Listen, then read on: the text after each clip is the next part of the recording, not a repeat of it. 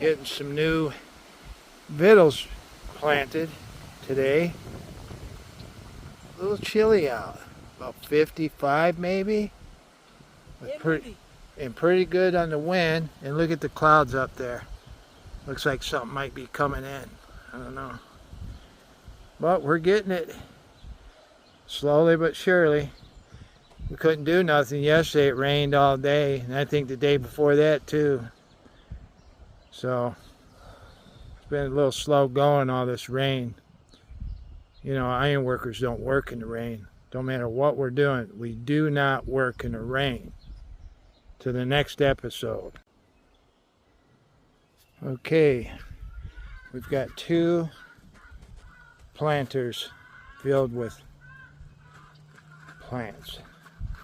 See, we got over here, we got tomatoes, some flowers, some bell peppers, pretty much the same over here.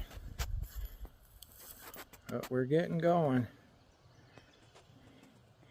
And we're planting some potatoes too. All right, potatoes, flowers, tomatoes, bell peppers. All right, to the next episode.